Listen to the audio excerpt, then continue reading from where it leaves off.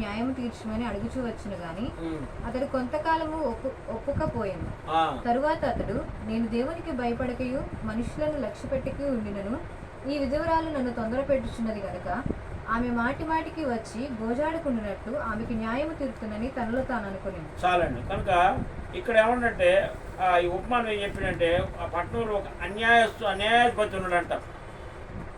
అతని పేరుకే న్యాయాధిపతి కానీ అని అన్యాయానికి అగ్రజుడంట. చాలామంది న్యాయాధిపతులు ఉన్నారు, లాయర్స్ ఉన్నారు, వాళ్ళు ఎక్కువ లంచాలు తీసుకుంటూ ఉంటారు. ఇతను కూడా ఈ న్యాయాధిపతి కూడా అన్యాయానికి అగ్రజుడిగా ఉన్నట్ట. ఎవరు లెక్క చేయడంట ఈ న్యాయాధిపతి, ఎవరు లెక్క చేయడంట. చివరికి దేవుణ్ణి కూడా లక్ష్య పెట్టేటట్టు వాడు కదంట. ఈరోజు మన చదువు ఎక్కువైతే, ఈరోజు మనకి పరిభారం ఎక్కువైపోతే దేవుణ్ణి లక్ష్య పెట్టినట్టుగా పరిస్థితుల్లో మనం కడుపు నిండితే దేవుణ్ణి మర్చిపెట్టినట్టు వారంగా ఉంటాం. ఎందుకు ఈ మాట చెబుతుందంటే అతను ఎవరు లెక్క చేయడం, చివరికి దేవుణ్ణి కూడా లక్ష్య పెట్టేటట్టు వాడు కాదంట. అలాంటి వాని దగ్గర ఆ పట్టణంలో ఒక పేద ఇతరాలు వెళ్ళి న్యాయం తీర్చమని అతను చూసి చూడనట్టుగా అడుగుతూ వచ్చినప్పుడు అతను చూసి చూడనట్టుగా పోతుందంటండి.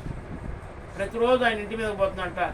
అయ్యా నాకు నా ప్రతివాదికి న్యాయం తీర్చంటే అది అతను చూసి చూడనట్లుగా పోతున్నట్టండి, చూసి చూడనట్లుగా పోతున్నట్టంట. తృణీకరించిందంట.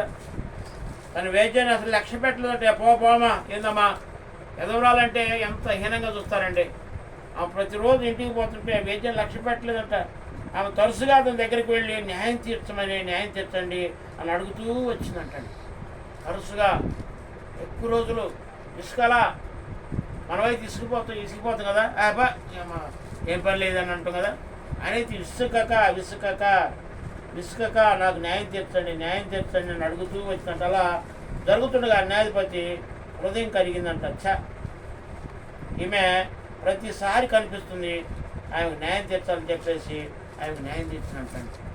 ప్రియ సోదరుడా, ఈ దినాన మరి మన వేద్యాన్ని ఆమె వేద్యాన్ని మరి అన్యాయాధిపతి లక్ష్య పెడుతూ వచ్చిందండి. అది మన ప్రార్థన కూడా నిత్యం విసుకక చేస్తుండాలి. విసుకక మనం ఏం చేయాలా? విసుకక చేయాలి. పాటను ప్రార్థించుమంటివి ప్రభువా, విసుగక నిత్యము ప్రార్థించమన్నావు, నీ సన్నిధిలో ప్రార్థింప కృప నిమ్ము. విసుగక నిత్యము ప్రార్థించమన్నావు, నీ సన్నిధిలో ప్రార్థింప కృప నిమ్ము.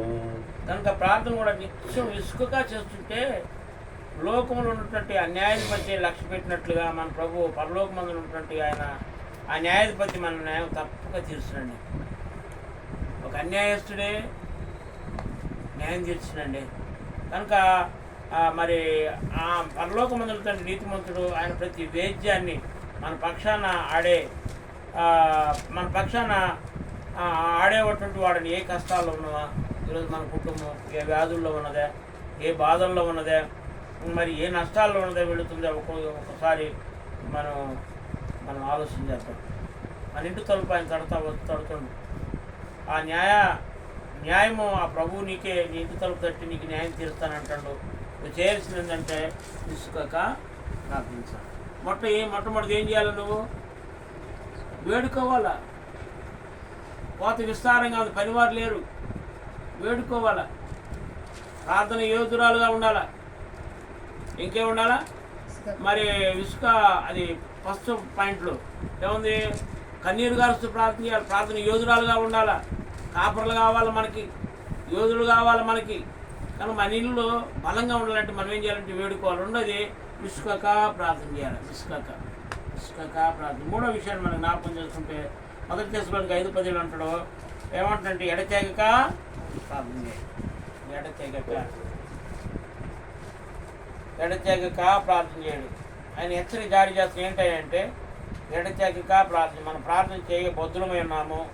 అసలు మనం ఎల్లప్పుడూ ప్రార్థన చేస్తూనే ఉండాలి. ఎల్లప్పుడూ ఎడతెగక.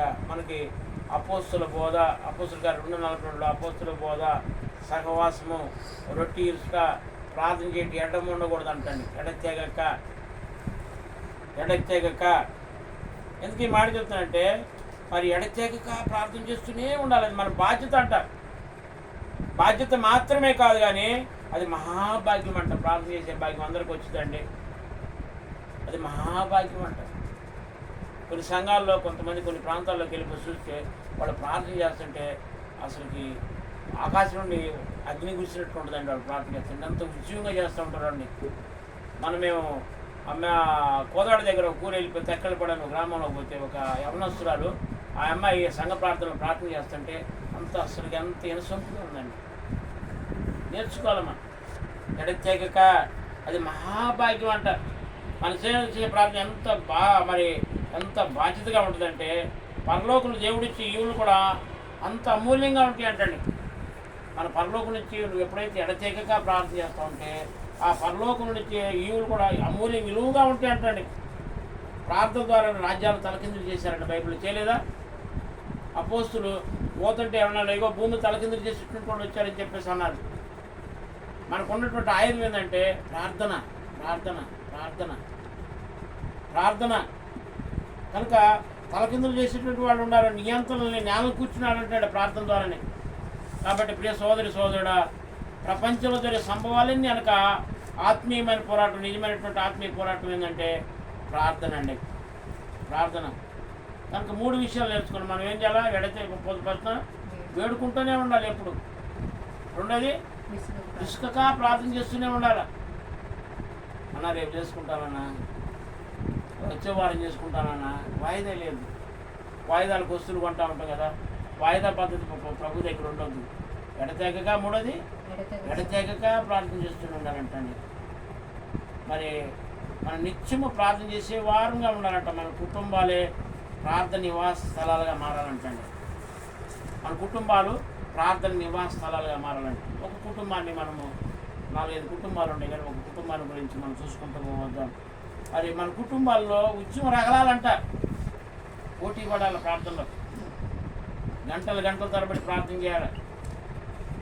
ఉద్యోగ బాధ్యతలు బట్టి పోతాడు సమయం దొరికినప్పుడు ప్రార్థన చేస్తూ ఉండాలంటే మన కుటుంబాలు ఉద్యమం రగిలిపోవాలి. మనందరూ బాగా తెలిసినటువంటి ఒక వ్యక్తి నేను ఈరోజు మీకు పరిచయం చేస్తానండి. ఆయన జాన్ వెస్లీ తల్లి పేరు ఏం పేరు? సుసన్న అనే.